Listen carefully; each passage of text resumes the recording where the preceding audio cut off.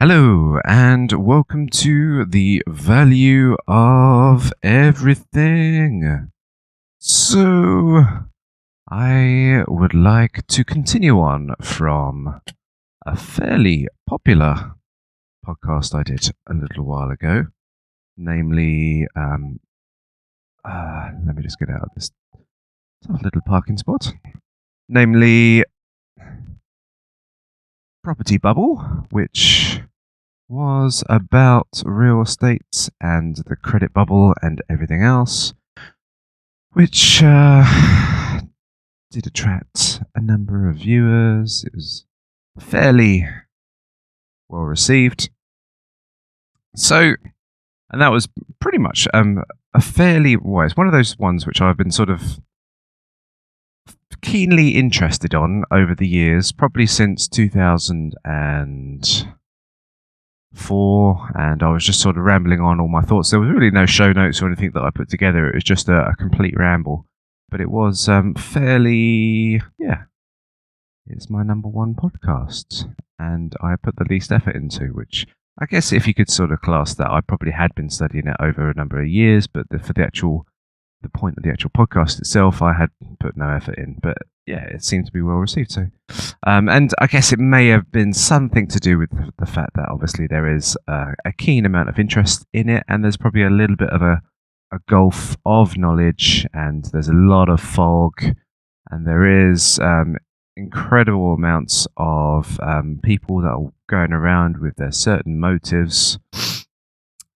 trying to dissuade you from one side to the other, and you're really in this cloud of smoke screens, and you're not really sure exactly what direction everything is going to take. But I think as I mentioned in that podcast, it is that was the one thing that really sort of triggered me. I was always interested in politics for a number of years, and I was kind of interested in the pantomime, like soap opera between the two parties, particularly in the UK, but also a little bit about American politics as well. But the one thing that really got me walking into the deep end and finding out that things weren't exactly how it seemed was the property market, and then economics after that. Because once you go into the world of economics, then you start to realize, ooh, this is really not quite on the short footing that I thought it all was. And it does, everything does start to fall into place as to the nature of our economic reality. Okay, so this one I just thought of adding a little bit of a twist. So this is regarding the property bubble, which has got incredible mileage, and everything will signify around this point in itself. For depending on the listener, if you are in the same country as which I am, which is Australia, then obviously we are still in the incredible pump up of the property bubble. But if you are in a number of other Western countries, I don't really get many other countries listening to me, but I maybe sometimes get like maybe India listening to me every once in a while. I guess they've got probably asset bubbles. I know that their property probably in Mumbai is probably like incredibly expensive. But yeah, going back, we have had property bubbles, and obviously in the global financial crisis, we had all the properties hitting the books of the banks, and then the banks requested from the governments a lot of funding and credit expansion just to keep the bubble blowing up. And the funny thing about Australia is that they managed to really pump up the bubble so harshly by just handing out free cash and all that kind of joyous stuff, that they managed to avoid a crash in the property market, and the banking sector didn't really require any additional funding as to what the other markets did. Now, here we go. So, Just have a little bit of coffee. Got to be started with coffee. Right, so here we go. This is the show topic. So what it's going to be is like the property bubble and the players. And I want to sort of make it a little bit like a board game, say like Cluedo. I think Cluedo is pretty boring at the best of times, but if we sort of get the individuals and we start to see the individuals and we see that they're in this game of real estate bubble, and everyone's got their own little motives to do whatever they choose, it'll paint a particularly good picture as to how the situation is being played and potentially is going to be played out in the future as well.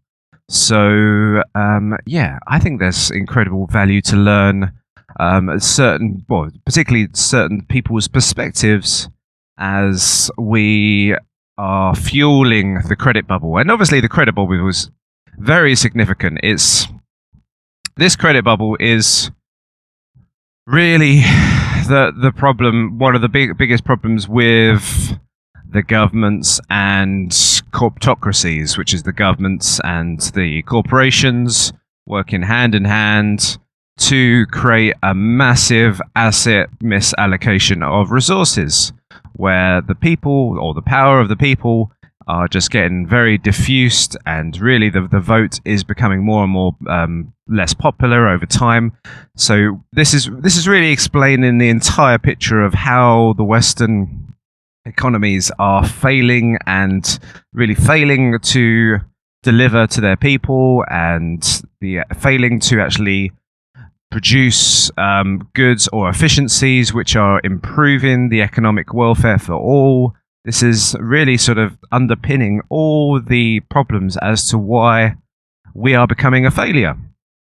So hence why it is a very, very important subject. And hence why if you hear about all the people that come out of the woodworks to say, there's no bubble, everything's going beautifully well, and there's all these different government statistics and measurements which are more so for how the credit expansion system goes, but not necessarily about how the people are doing. And there's some, obviously, and then where we look at the corporatocracy, there's obviously the welfare of the people as well. So then there's unemployment statistics, all that kind of stuff, which is a very slightly dangerous thing to look at. There in every economy, there will be unemployment, particularly when you are creating labor-saving devices and automations. But once those people have been made unemployed, or they've become unskilled because of the automation, then they have the opportunity and the capacity, because everything has become cheaper with the labor-saving device,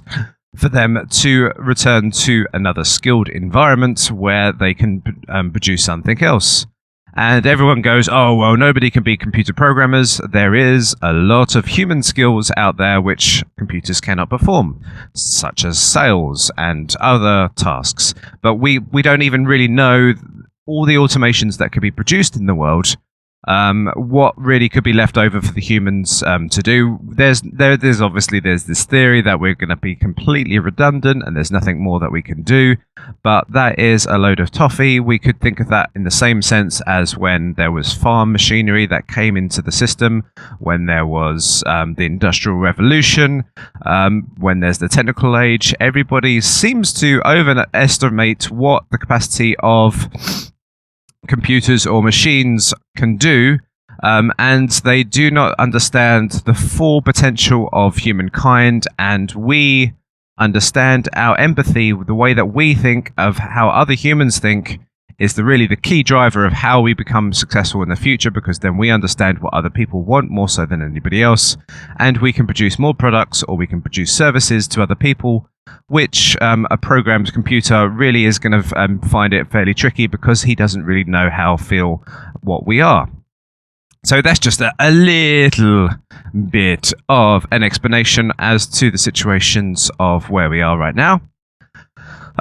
So let's pick on the players in this Cluedo board game. And really, just before I start it, you'll sort of see when I'm painting this picture, there's not really you could point a few fingers around everywhere, but it's really not necessarily like one evil, malevolent sort of character taking over the board game and manipulating everything. Everybody has got their own certain self-interests, and they are definitely not being altruistic in the ways in which they're performing. But they're not necessarily being this evil character at the same time as well. So you'll see that picture being played, and it's obviously it's more so a systematic failure, which is creating this issue more so than, and obviously certain elements of human nature and everything else, more so than this one point your finger and blame character. So let's us begin. Let's look at all these the players now. So property. Let's just look at people first, because the people are fairly interesting. Now, you've got two sides of the scale. I would say more so in the property market. You would say, if we could just divide them very easily.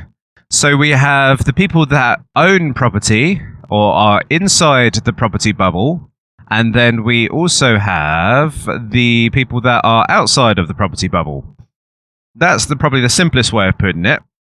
Now, if you probably could divide it into three, because you could say that the ones that really had the asset bubble increase, so the ones that have been born or who have got into the property market in the early 2000s, have really seen the massive asset increase.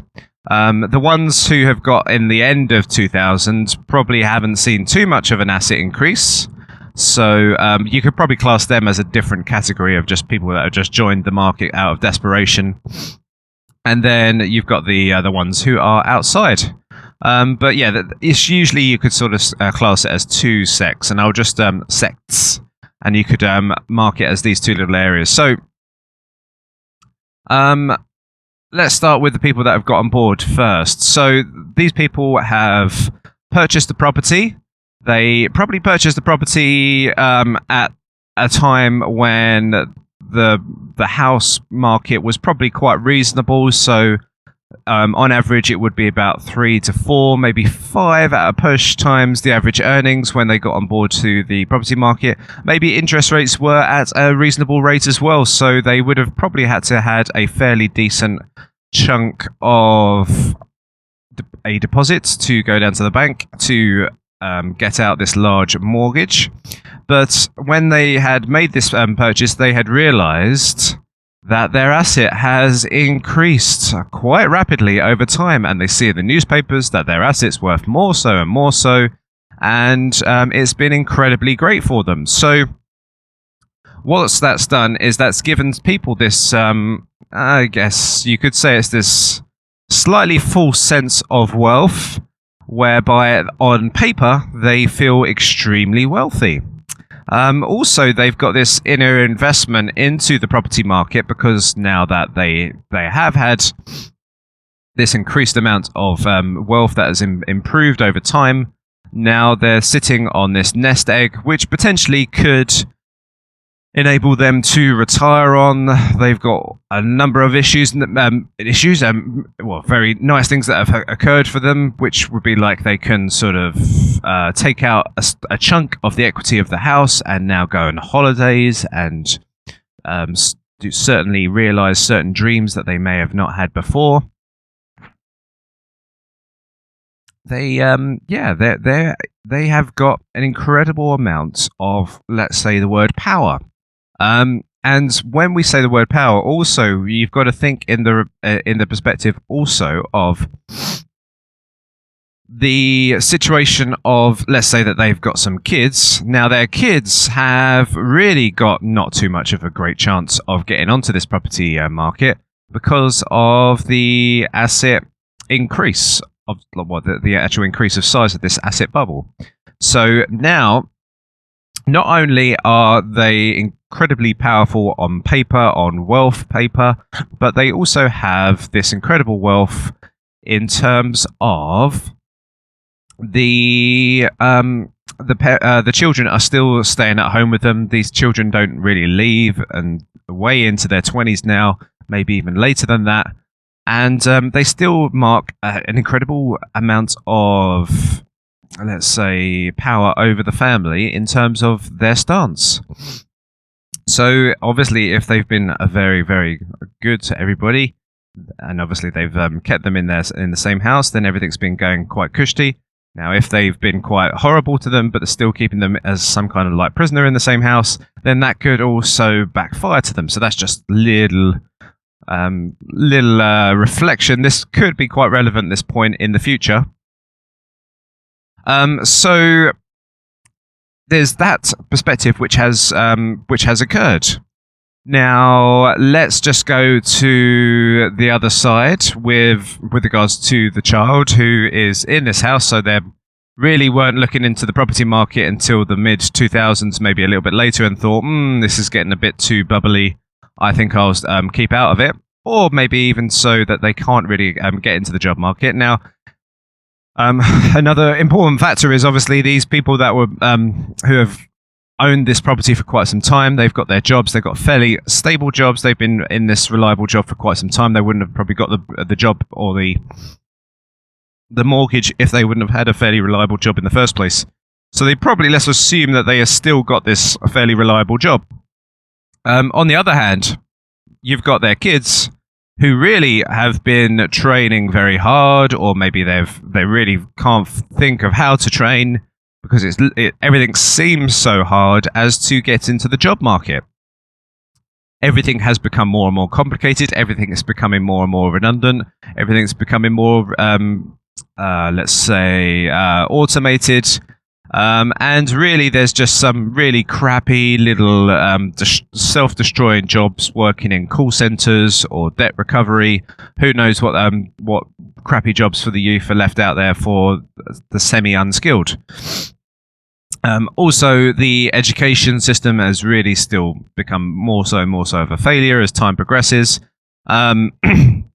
People, the actual employers and the people that have been applying have found this massive degree of difference between the quality of the worker and the degree. It's been sort of going one side and the other. So people have become more and more qualified, yet they really haven't been able to take up the work as well.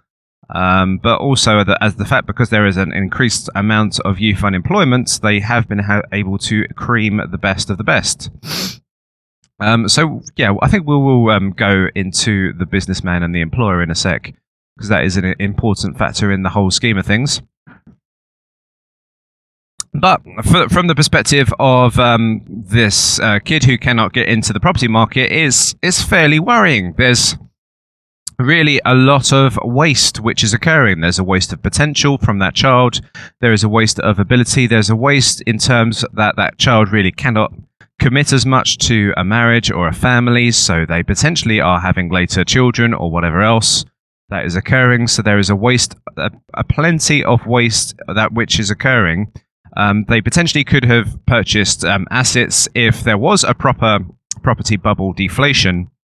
They could have bought property at a deflated price. They probably could have bought factories at deflated prices, retooled them, recalibrated them, systemized them, and become fairly decent businessmen by now. But they have been squandered by this continual upreach of the property bubble. What else can we say for these guys? It is a tragedy. I sort of class myself in this category as well. But I guess also there is this slight glimmer for these people that think to themselves, well, it cannot be sustained any further. This asset bubble cannot be continued. These people really have to, who have got into the property market at the right time, will have to sell at a certain moment. That you do have this point of immigration, which are coming in and all this kind of stuff, but it's it's really a tough situation for this very patient youth, and you could think that either their mind is really just cracking, and they've just sold themselves away into computer games or YouTube or whatever else, just as a drug to relieve them from the pain of not achieving their own potential. So that really does characterize the youth more so than anything else. Now, there is obviously some successful youths. There's people that have got jobs and have really climbed up the ladder a little bit and things like that. But I would even say that majority of those people have really still missed the opportunity of getting on the property ladder. And they think to themselves, oh, I'm sort of trying to do everything that I can. I've worked hard. I've studied hard. And really, the whole system, this whole game, seems extremely expensive. And I can't even see how anybody can do it. How would somebody be able to purchase $1 million house and still carry on and have a family and everything else? This is just too much. So, there's, what's the word? I guess the people are just really bemused or shocked by the entire situation. I guess it's not really shocked. It isn't like a direct thing. It's like a numbing effect of the youth.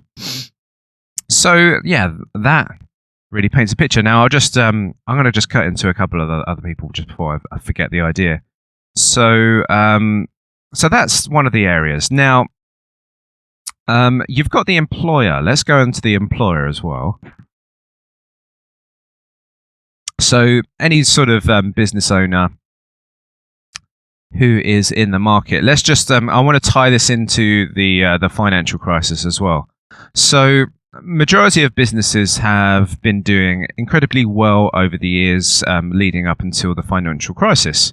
They have obviously. It depends on whether they are really a westernized producer, which is producing factory goods from the floors in like the UK, or whether they're just like an importer which is selling on products.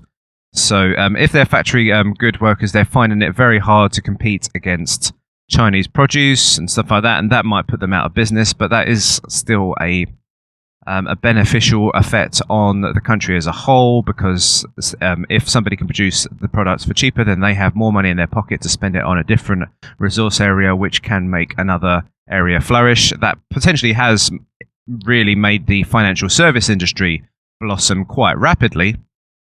But then we could sort of class that maybe there's still been a total misallocation of resources because of the money that's been all funneled into the property market, which has sustained an incredible banking sector boom.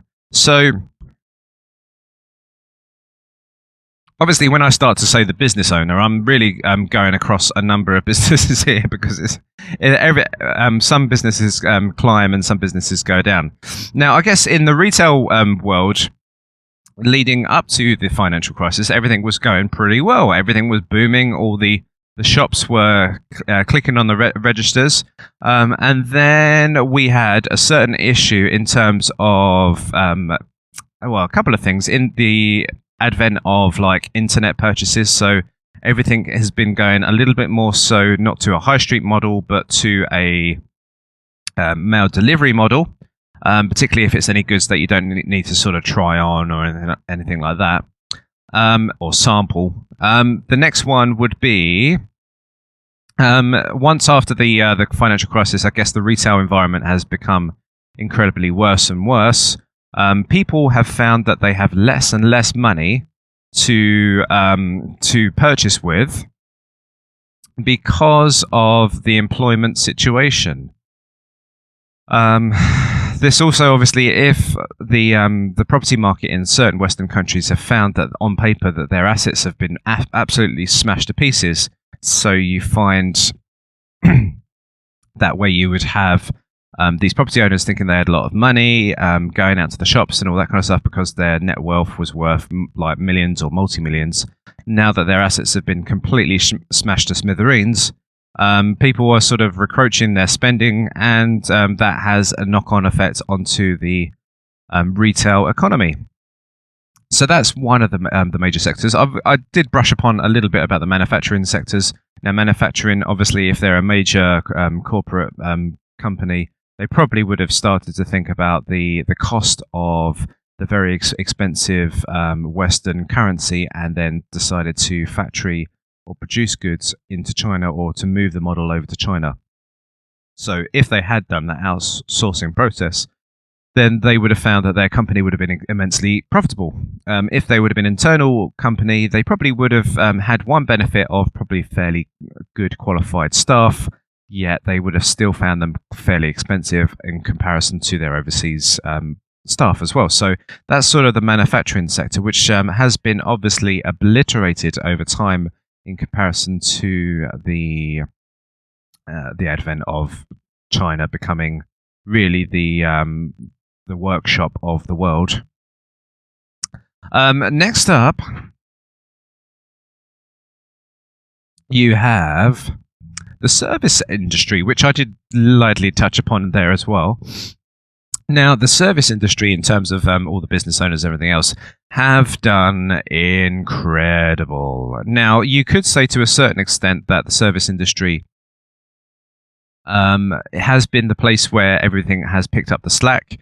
So where the manufacturing jobs have died down and people have outsourced that capital to those areas, people have had this money. That money's had extra money in the pocket because they're purchasing goods for a little bit cheaper now.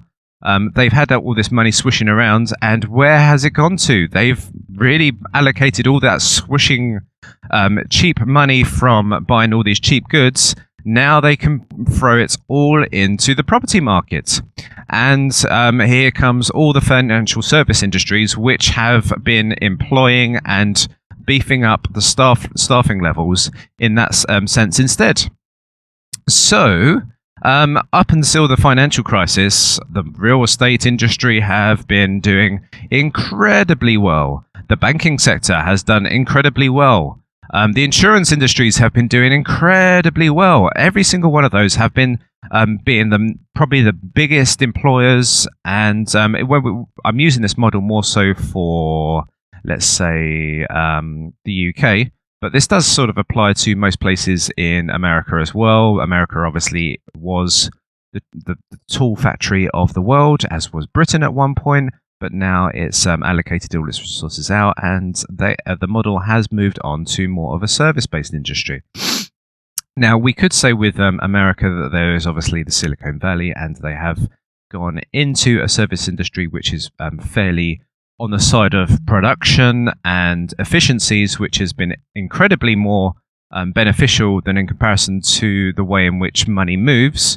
But usually, in theory, if you go into the banking sectors or the real estate sectors, a sign of a healthy sector is the one that has a low profit margin, because people are really funneling and moving money as quickly and as efficiency for the lowest margin.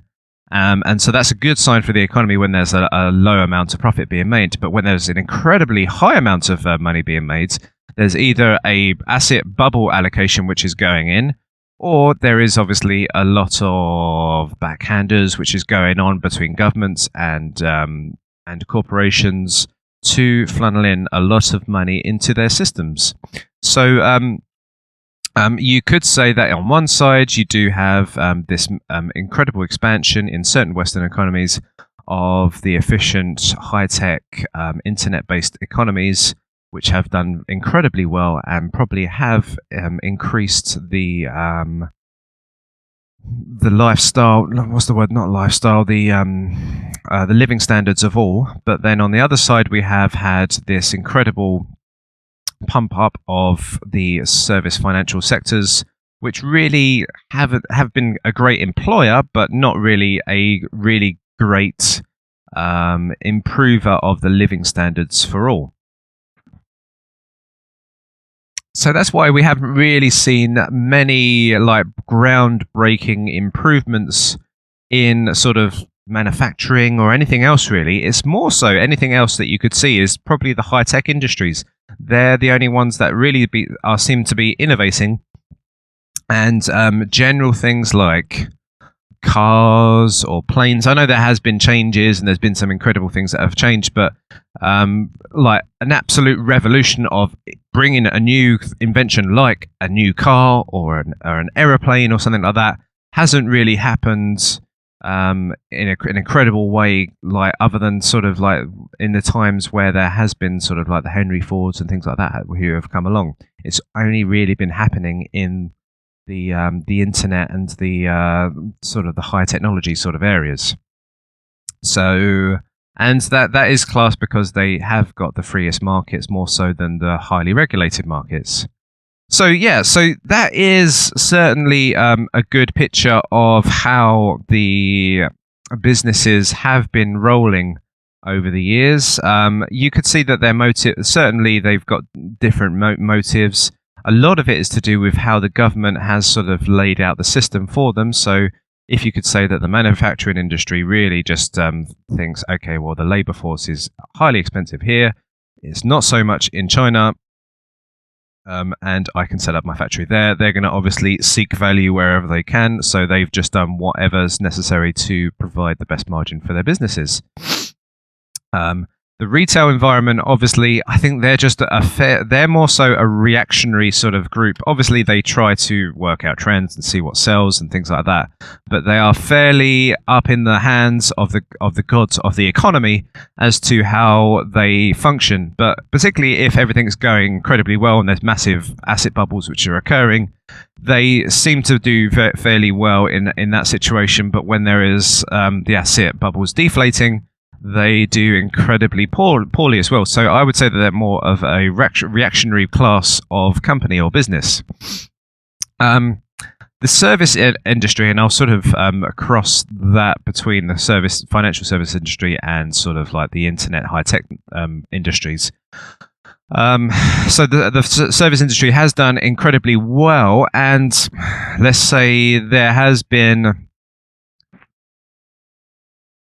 Let's say that they have been sitting very closely to the government in terms of how incredibly important financial decisions have been made for the economy.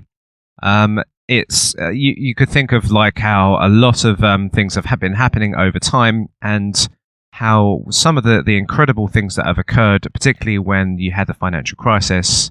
And they decided to bail out all the banks.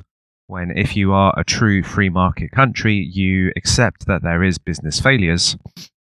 Problems is that all the governments have been basically guaranteeing everybody's deposits. So really, people have been given risk-free insurance, which it defines against the grain of what is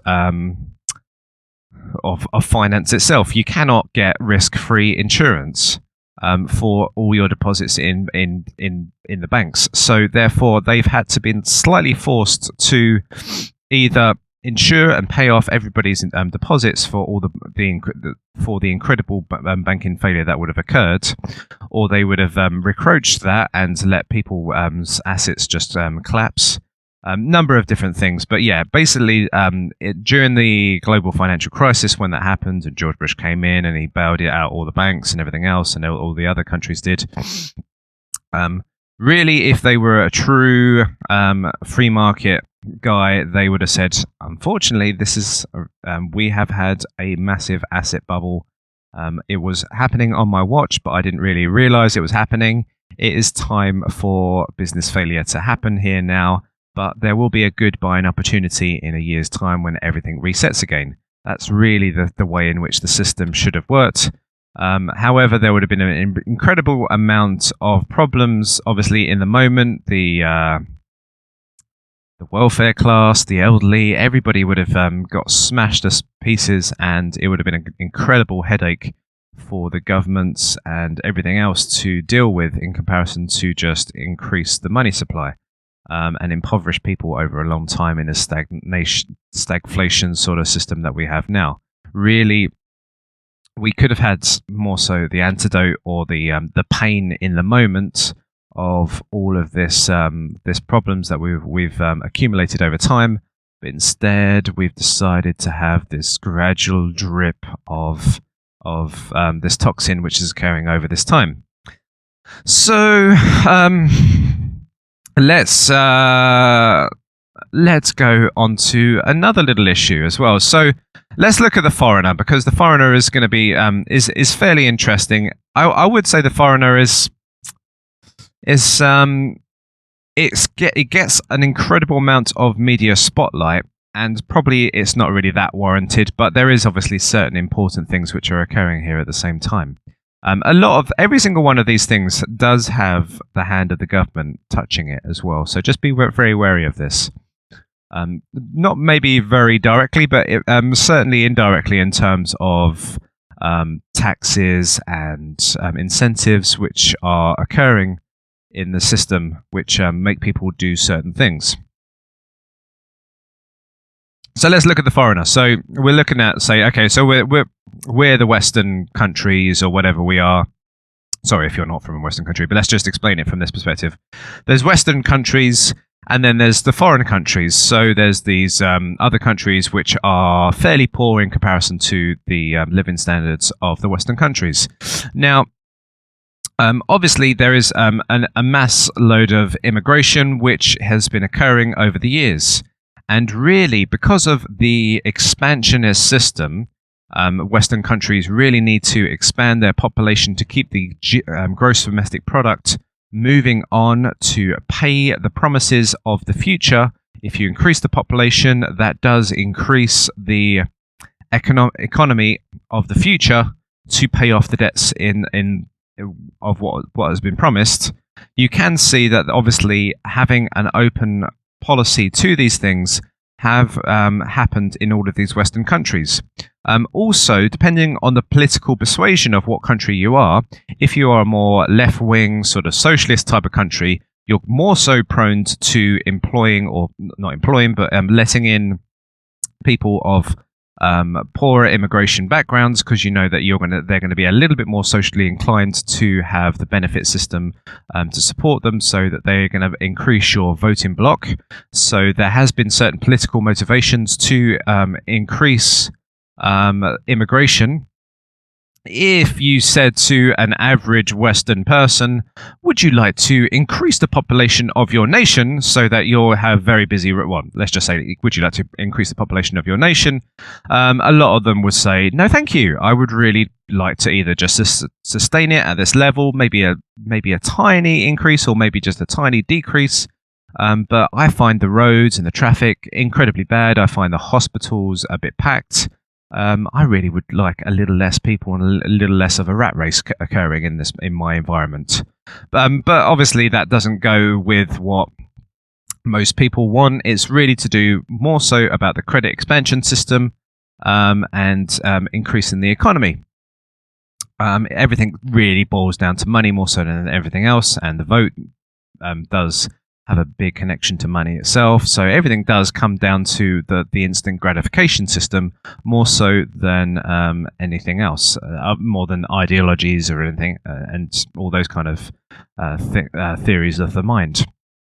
So yeah, so what we've got here is, obviously somebody from a foreign country is from a poor country. They've really, it's hard enough just to leave your own hometown and people that you're with anyway. Just to go to a foreign country, you might have known the movie, so you may be able to speak the language. Some people can't even really speak the language.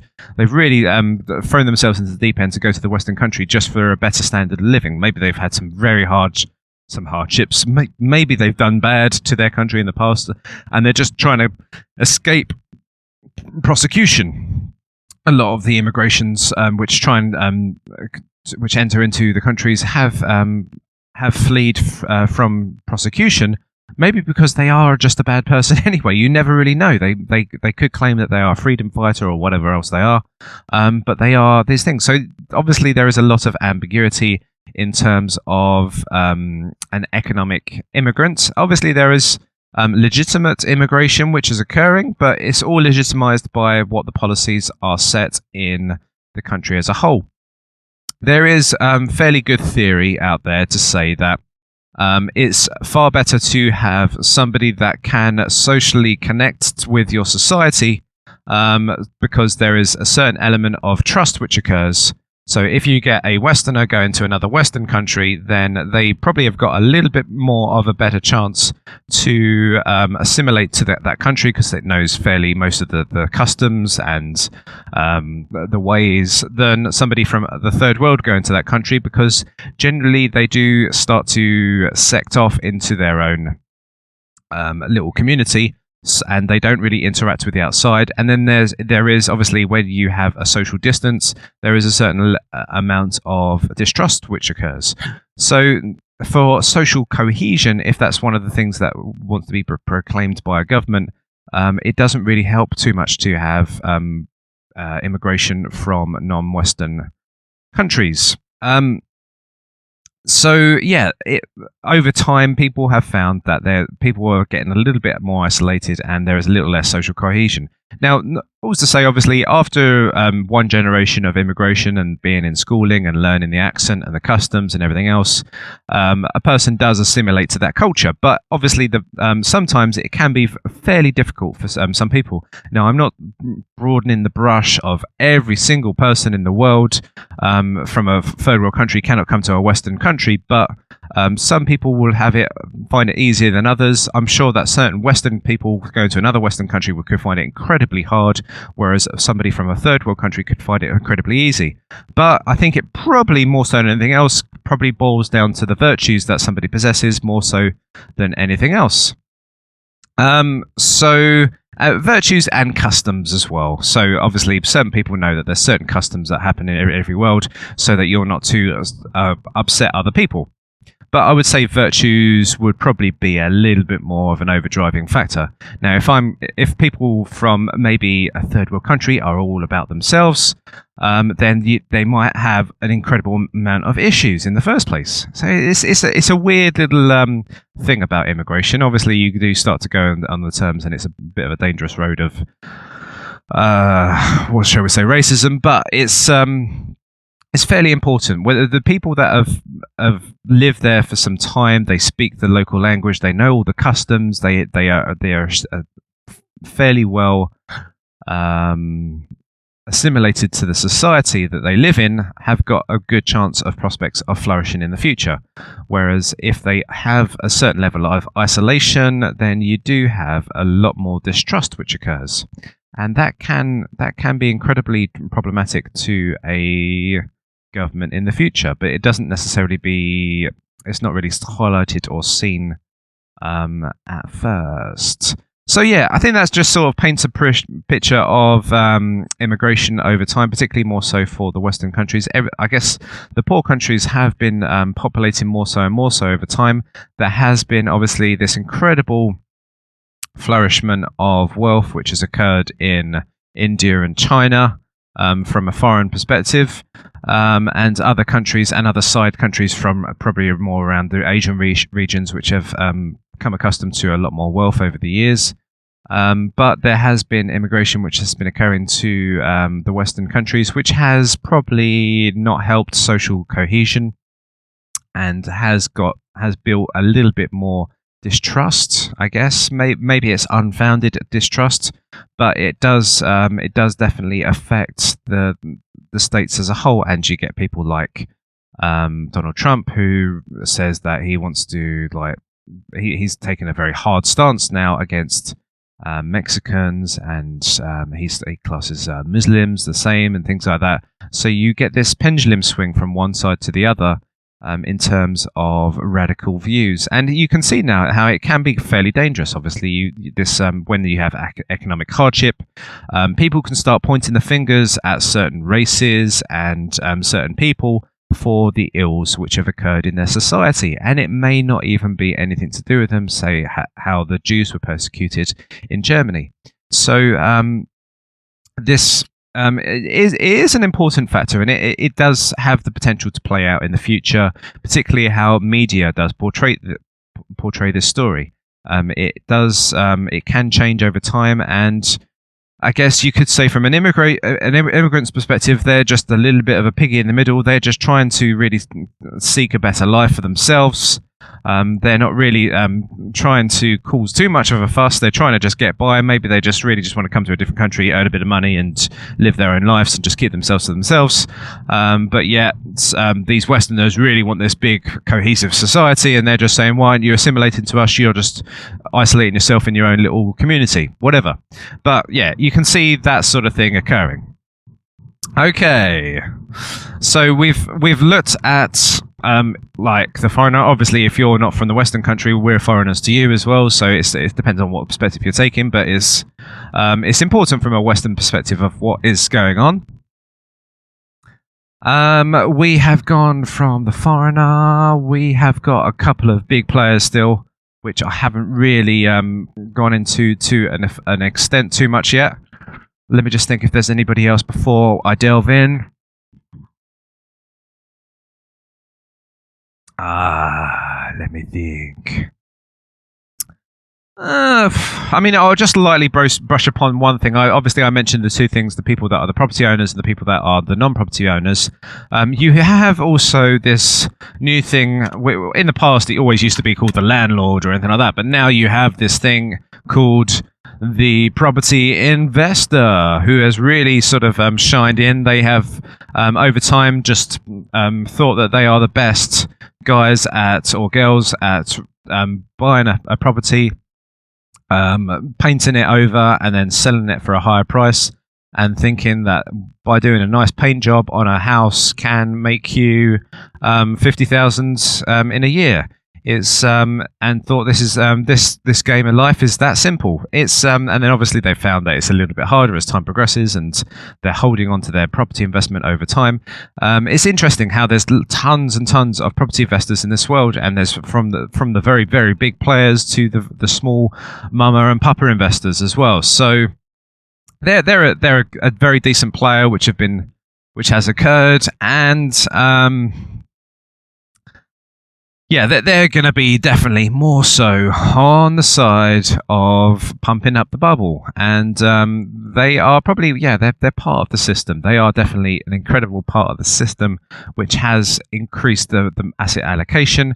Not to say that they have just been going to the banks and the banks have been going, yes, here's the next check. You can invest more and more and more. And not been really looking at their portfolio and seeing maybe the risks which are involved. But obviously the investor as well, as an investor, they should be aware of the risks involved as well. But they have been accumulating more things on margin upon margin. And the investor is part of an incredible player in the system of the property bubble. But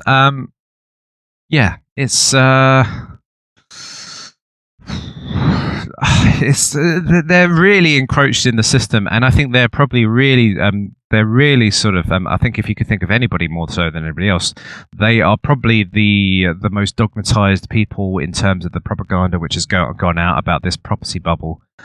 They are stuck in the minds of this market's always going to go up. You can there's no other better investment than than bricks and mortar, like the land and accumulation. I think they're really sort of psychologically set on this asset to blow up forevermore, and it's incredibly worrying from outsiders' perspective to see that all these property investors are in it to keep it going. But the problem with the property investors is they still, no matter how much money that they can probably increase on, or the property portfolio investment they're having, they still really require this incredible exponential rise of property investors to come out of the woodwork. Like with any other pyramid scheme, you need more and more to fuel the flames of an asset bubble. So I think property investors are a dwindling species, and when they start to dwindle down, that's when they have a real crisis on their hands, and they do face a certain level of extinction which can occur to themselves. So it is incredibly important in their perspectives. Just by the way, I don't know why I've just gone on to immigration in so much detail, but not really explained too much. With the property bubble and immigration, sorry to throw you back here. It is important due to the fact that immigrants obviously come into a country and they obviously increase the economy by the production and everything else. And then there is the theory that obviously this increased immigration is buying up the supply of houses as well. Now, that is usually one of the major theories as behind of supply and demand and what affects the property markets. But it has majority of the time been to do with the amount of capital which has been released to them as well. So it's an important factor in terms of the economy that you do have increased amounts of immigration which have occurred into the country. There has been obviously a housing property which have been built at the same time, but I would say that immigration would probably still, a lot of people that immigrants that come into these countries do really fill up the houses a lot more than the actual Western people originally. So the Westerners probably, I don't know, let's say, for example, 4 people fill in a 3-bedroom house, whereas you would get maybe a 2-bedroom house, and you potentially could still have a 5-person family filling in that household. So immigration, as well as you could think, oh yeah, they're buying up all the property over here and everything else, they really will have a far less of an effect on the property market than what you think they would have, because of the way that they really fill up these houses. They may have, like, obviously a demand on the welfare system and the council properties and things like that, but when it comes to them purchasing properties and stuff like that and buying less of the private supply which is out there, they're really going to stack into that property quite rapidly in comparison to what a Western family would.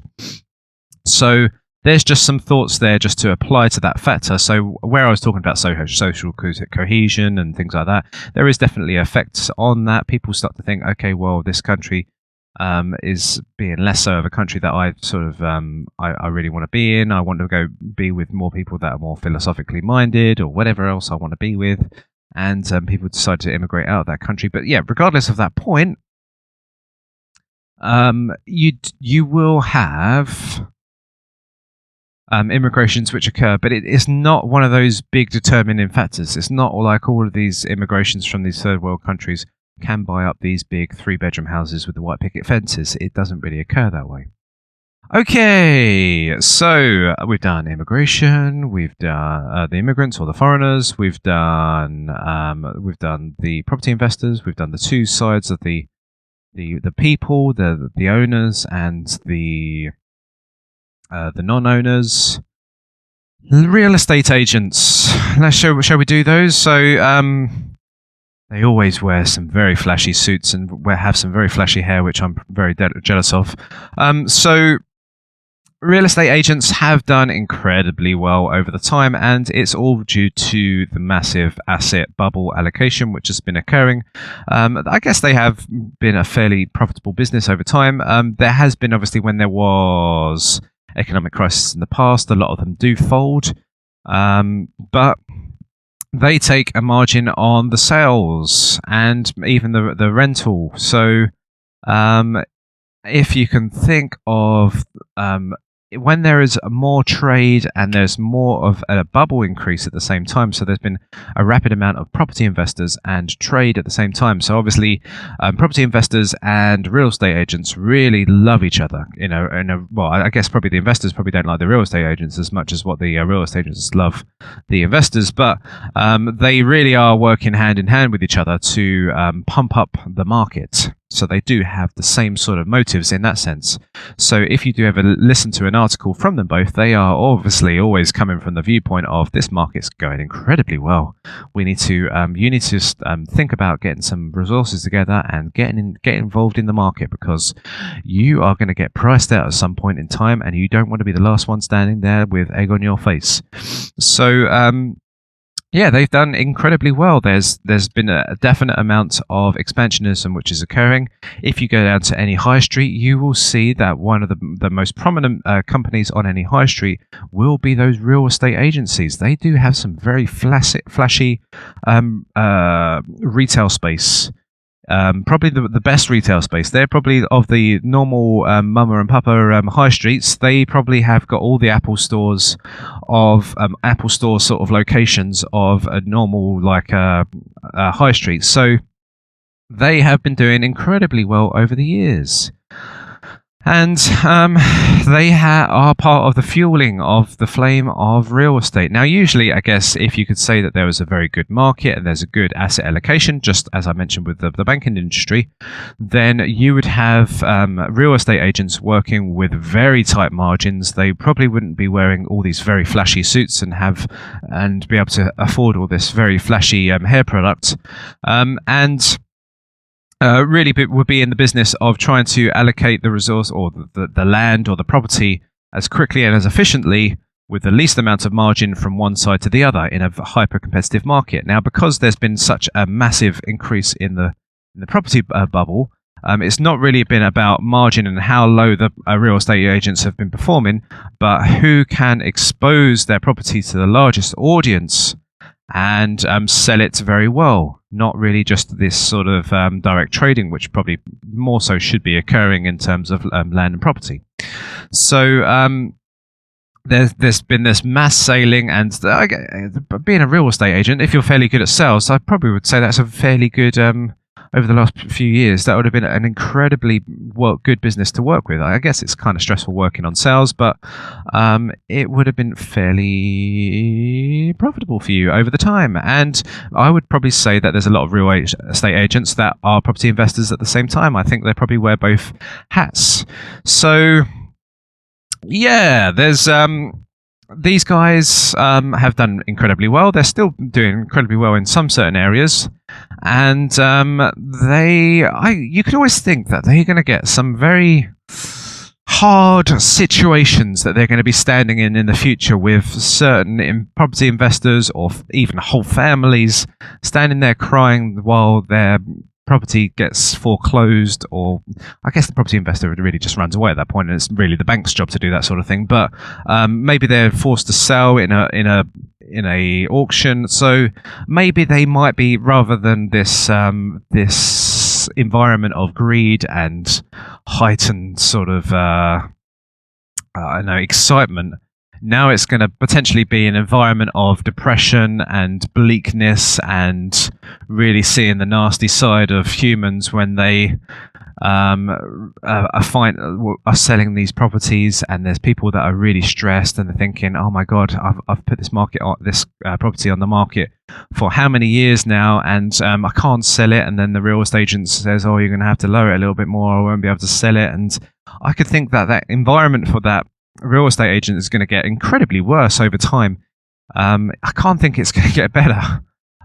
So, yeah, if you can feel a little bit of empathy for these guys, they're going to probably find it a little bit tougher in the future. But I guess they've had the pleasure. Now they got to have a little taste of the plane. So, yeah, that's their story. Sorry if you've just embarked onto the real estate market and you're a new employer to a agent. But yeah.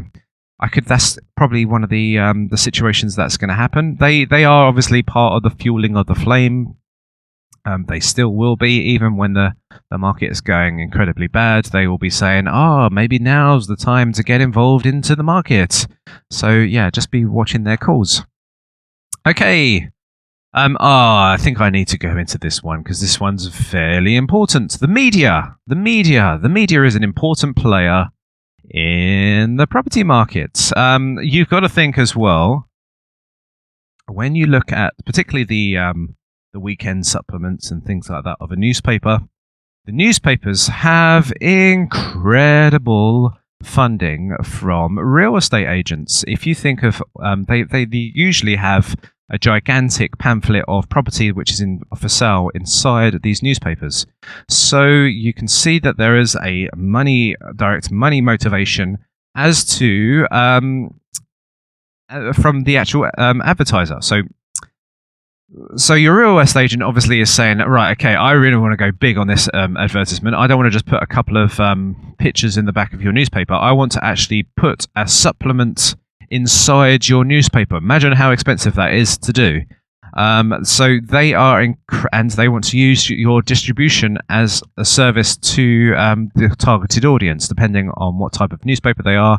If they're going to the high wealth or the high rich caliber people, which they probably will try to do, that's the way that the system works. So there has been, as a result of this, an incredible amount of funding from the advertiser to the which is the real estate agent, to the media. So the media and the real estate agent are working hand in hand. And potentially, if you think you're a wise businessman, you really don't want to piss off your advertiser too much. So they are going to start saying that potentially especially over the boom times, that we are reaching a incredible wealthy time, and things have never got any better than the time it is today. So people were like, oh my gosh, yeah, this is incredibly good. The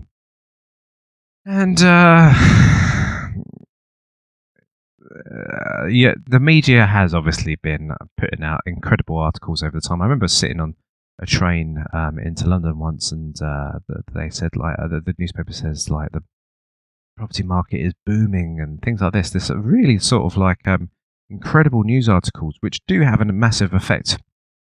It is a certain amount of propaganda which is occurring onto the human psyche when they see prices are booming, get in now. You're never going to get a chance to get involved in this property market.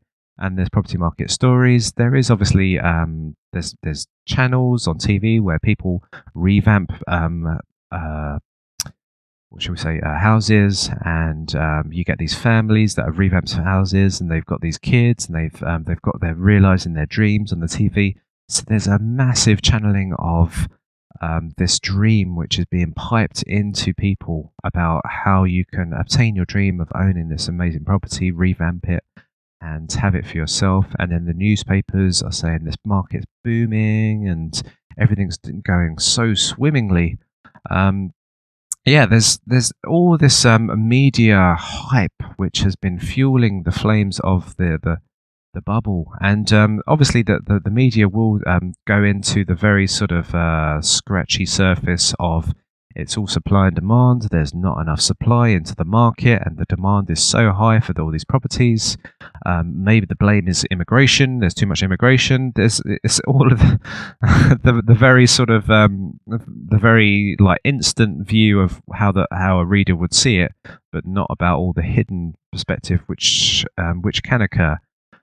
So the media has been sort of increasing and fueling the flames, because they are sitting with the real estate agents, and there has been a definite connection in terms of those two, which has been very important to watch over time. Okay, so you can see that our media is an important player. It has changed our mindsets. If the media imagine if you could think the media was turning around and saying, oh my God, there's a massive asset bubble which is occurring. This market's going to pop at any stage, and was doing investigation media and giving articles about the occurrences and things like that. That's why people who are like in podcasts and stuff like that, and really the alternative media, are giving more of the investigation sort of news, and the corporation media is giving whatever the advertiser wants, or whatever the biggest player or payer is given to them. The people that have got no real incentive, really. I've explained that maybe my situation is a non-property owner, but even still, I can still give you, even if I'm given a little bit of propaganda, at least I'm explaining that to you, that I may be a little bit inclined to think that way, but at least you can sort of say, well, there is probably a little bit more truth coming from your mouth than somebody who is really highly incentivized by advertisements. So that's an important factor to think about. The media does have a control, and has always had a control on the psyche of man, and they can be a force for good. If we think about anti-racism, anti-bullying, things like that, that can occur for a force of good.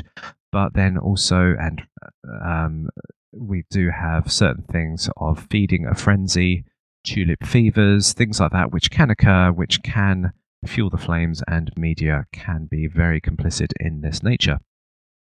Okay. Still avoiding a couple of little players which are fairly important in this matter. I think I have really, if you can think of putting all these people in this little like card collection of Cluedo of who's done it, we really we can't really point the finger directly at anybody so far, but you can see that there is definite individual motives which are occurring. Okay, so I will go to the banking sector. So I did sort of brush upon the banking sector, the financial industry, which is like a business and an incredible employer over time, which they certainly have been. And okay, so when it comes to the real estate market, the banking sector has done very well because they are really connected to the retail banking market as well. So whenever you get somebody that goes to buy a property, they have to get a mortgage out. And for that to happen, they go down to the bank, they give them a deposit, and in return, they get a loan. Now, when you put a loan on the banking books, that is classed as an asset. So they have been increasing rapidly in the amount of assets that they have had on their books and ledgers. That has also meant that once they have assets, they can trade from those assets to do other asset allocations. So they can create derivative products and other fantastic things which they can trade off into the outside world and make more and more exponential rises in value. Hence why they have been doing incredibly well over the years, and they have been an incredible employer and everything else, particularly like places like London and other financial industries. They've been doing fairly well in that sector. So, and this does apply obviously to insurance companies as well, a little bit as well, because of the asset expansion. So they have been doing fairly well, and you've got to think as well that they are working very closely with governments in terms of political funding. All the banking sectors do fund the political parties. So we've got to just measure that. Now, it's not only the banking sector that funds the actual parties. There are a number of businessmen that do fund political parties, and usually there is something in return for that political funding. So that has been certainly a determining factor which has been occurring throughout the banking industry.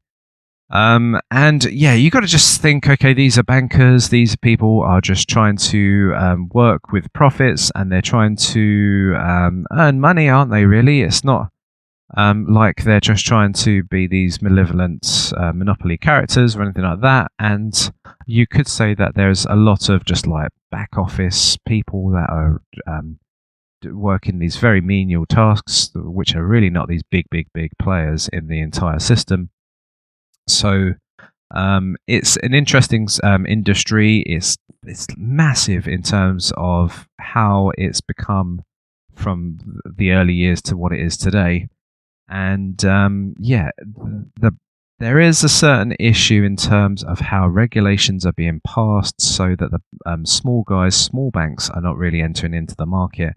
And these big, humongous banks are still in the system, and they are fueling the bubble of expansionism. And I did touch across with the terms that they really, if you look at a real true business, when you got the Lehman Brothers, which had the problems of being margin called, they really just required more and more margin to keep themselves running, to do the interbank funding.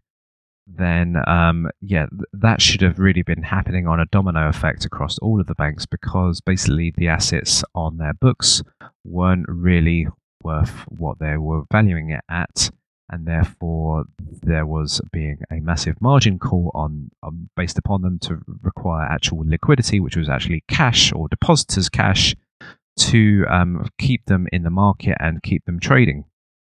So if you go back to the crisis, that's what really should have been happening across all of the major banks, until you would have had a systematic banking failure, and people and depositors would have questioned, are we going to get our money out? And the problem is with finance, and the corporations, I think the debtors get the money first before the depositors do. So really, the government would have been on the line to pay off all of the depositors' cash, and maybe they would have probably had to say, I can't really afford to do that as well, and then, or they would have had to do certain guarantees or promises or frozen accounts and all these kind of crazy things to keep everything in motion.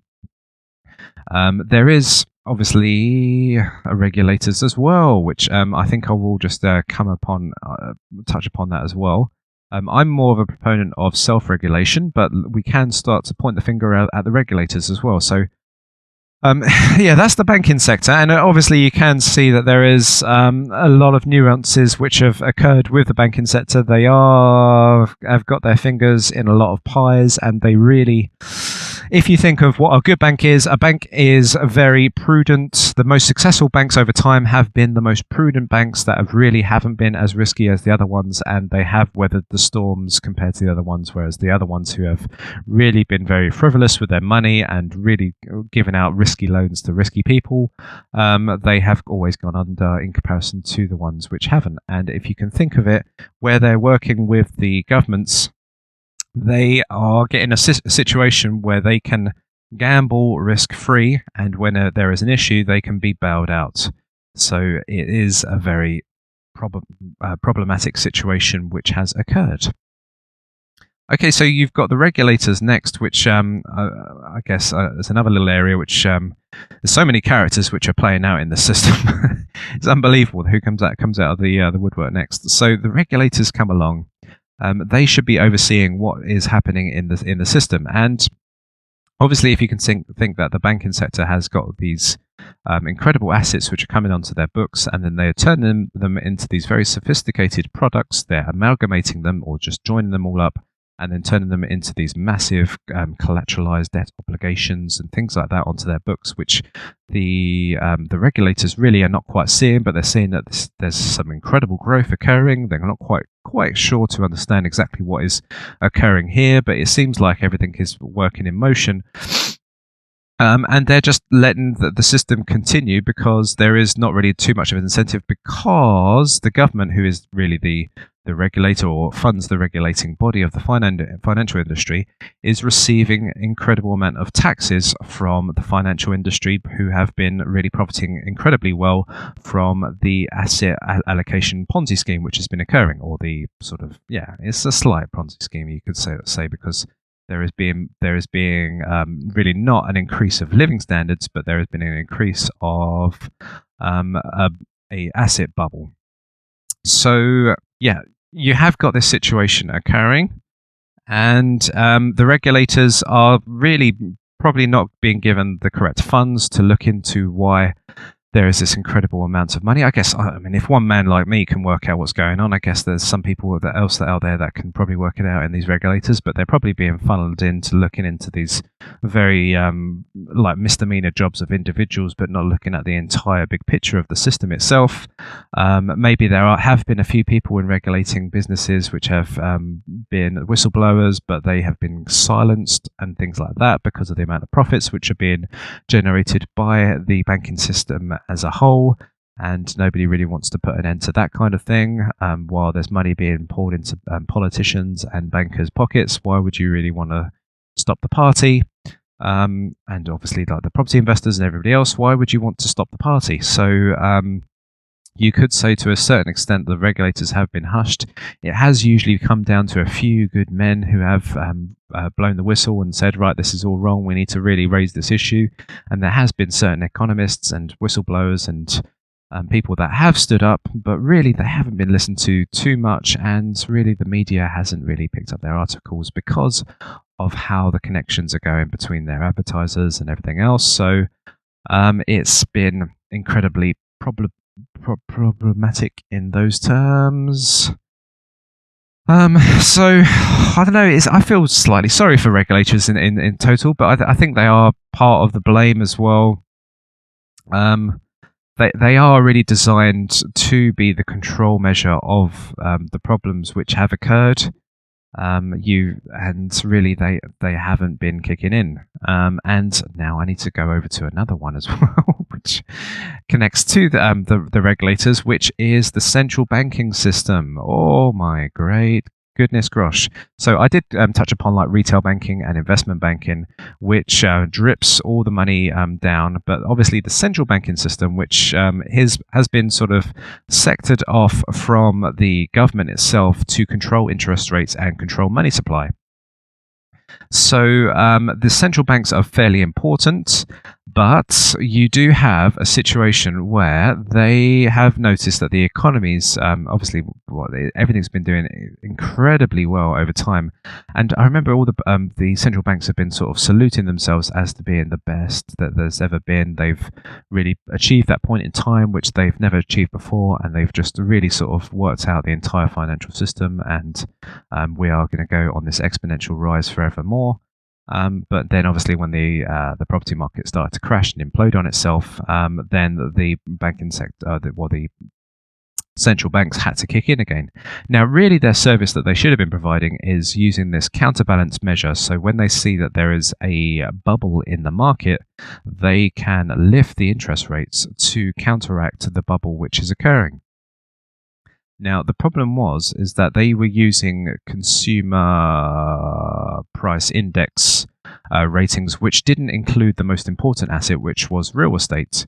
Therefore, they were looking at inflation rates and saying, everything's doing really well because of China and the amount of products which it's producing for a low price. So inflation is really becoming very good. And what we had instead is the central banking sector just keeping interest rates at a marginally lowish rate in comparison to really seeing what the property bubble was, and increasing basically, or limiting the money supply, or making debt very expensive to curtail the asset bubble, so it would stop the implosion of the market later down the line. So basically give it pain in the now so it doesn't happen in the future. But basically they have been completely oblivious to that fact, and they didn't really apply the proper techniques of money supply and interest rate change to curtail the asset bubble. And now, instead of really trying to lower the asset bubble and get it under wraps, what they've done now is to keep the interest rates at an incredibly low level just to keep the asset bubble inflation continuing on. So it's an incredible scenario which has played out, and really the sort of antidote, or the medicine which should have been occurring, which was to basically pump up the interest rates to make debt expensive, to curtail the housing bubble. They have done the total opposite of that factor, and it's continuing on to this day. So we are still fueling the bubble and keeping it going even further. So where they had some reasonably mild rates of 5%, they have shot it down to 0% just to keep the bubble continuing on.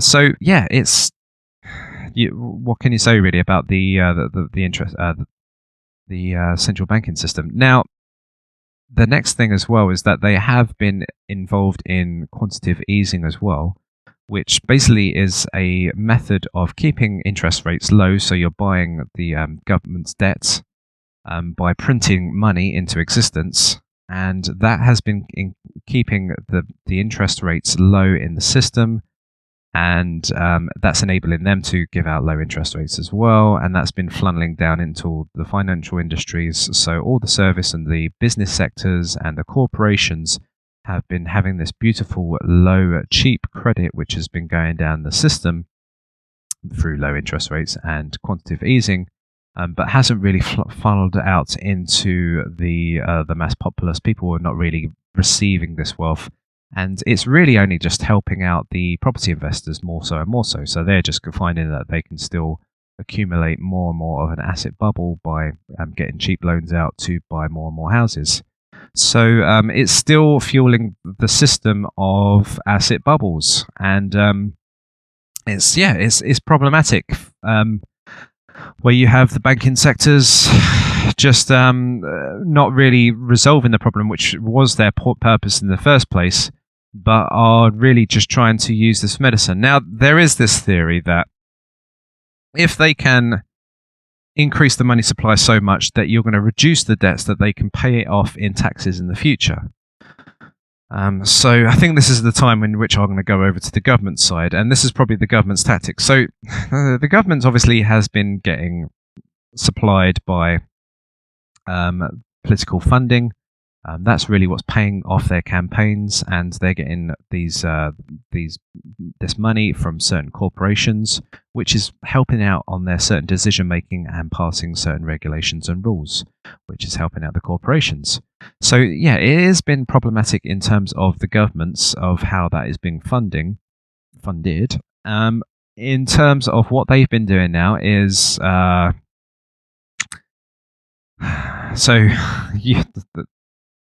obviously the government is the thing that's tying every single piece up together, and it is the power of the state which it does sort of give us a lot of issues.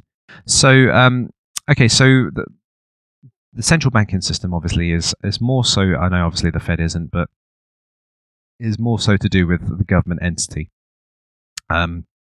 It has been fueling the system. It has really sort of seen to itself that obviously their primary motive is obviously to get political funding as well as the votes, so that they can stay into power. Their in personal motivations, they might want to do some good, but sometimes they are ideologized, ideologically stuck in the party motive. So whatever their movement is, so whether it's trade union movement or conservatism or Democrats or Republicans, whatever they need to be, they have to stick to the party lines. So they might not necessarily, they are really kind of stuck in this sort of old world of how the political systems are run. So yeah, the government's obviously they're trying to keep the system going without it crashing. And I've sort of made this measure as what happened in the first crisis in 2007, 2008. They, rather than giving the medicine of having banking failure, and this obviously happened in Japan as well before they had their asset bubble and then the collapse and their stagflation forevermore. The medicine was to let businesses fail and to start over again and start a new strategy. But that hasn't happened. And there has been a complicit nature of continuing the bubble and keeping things at the status quo because the pain in the moment would have been too severe for kicking the can down the road in the long run. Obviously, if you put off pain, the pain potentially could be a lot worse down the line, and that's maybe what is potentially going to occur later on. Now, obviously, the theory is that if you increase the money supply, this is one thing that was mentioned with the central banks, that you may be able to pay off with taxes later on down the line in future. But the problem we have is that what we really want to do is increase the production of man so that we make things more efficient and increase the living standards. But where we increase the money supply, things become a lot more distorted because the value of money in people's pockets become less so and less so. And it really only allocates money to the actual asset bubbles and not really to the production of people. So people can't really design better engines or create new ideas or labor-saving devices. And it really is just funneling into bubbles, and the bubbles do not create anything of any value to anybody else. So this is a problem for governments, and all governments, the majority of governments over the world.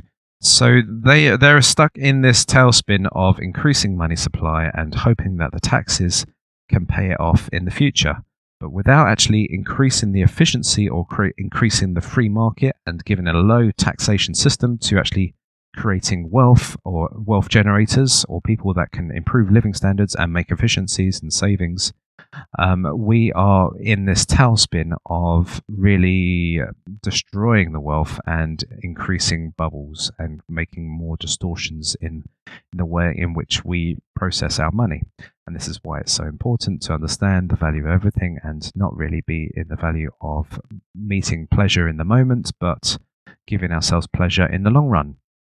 And that's why we are increasingly piling on more so debt, which is going to be paid by kids of the future for this ridiculous term of like 50 years, 100 years loans and things like that, which is going to be piled onto the future. It's all about instant gratification of the now instead of the moment. And obviously people are incentivized as a government to really come into power, make brilliant promises, which they sort of know that they can't keep, and make themselves very popular. Everyone wants to be popular in the moment, but nobody really wants the pain of telling people that they cannot afford to do these things. It's time to be austere and really pay down the debts or whatever else that needs to be done. But the problem is that we're in a situation where the debts are in a situation of not being able to be paid. There is a debt and a deficit, and governments are really just paying off the deficit, which is just the interest payment alone, not the actual debt on a yearly basis. They are really scratching the surface of doing that. Now, with the governments, you can see sort of their motive and situation, and you can see that how I've sort of mentioned in every sort of state of where I'm mentioning each one of those people, there's been certain regulations, there's been taxes and incentives which have motivated all of the Cluedo people that have led up to the point of the government itself. So it is government responsibility. There, if you had very, very good philosopher kings in charge of the government who could put off pleasure in the moment for long-term, put off pain, or who could put pain in the moment for long-term pleasure, then we wouldn't be in the situation that we are right now. But unfortunately, it's just a part of human psyche to have a politician in power to please in the moment for long-term pain. So this is part of the system, unfortunately. I have made certain suggestions of creating the smallest state as possible so that they cannot really create an incredibly bubblesome market in the future, because everything will be self-sustained, so people can really just, like bubbles possibly will occur and misallocation of resources will occur. But then these bubbles will pop very quickly in a very mild, small state, rather than this gigantic fueling of a bubble to an unsustainable level until it gradually pops. Which is far more dangerous for everybody than just having these mild little pops which occur in different parts of the economy over time. So as smallest state as possible, and if there is the possibility to get to a point of almost having no bureaucracy or no government, then that would even be more richer for everybody else, because everybody would be able to produce things without paying a bureaucrat or anybody else to redistribute wealth or value. So, yeah, this is why I've sort of named this podcast as The Value of Everything, so that we can really assess things to not being priced like, but more to the value of everything, like what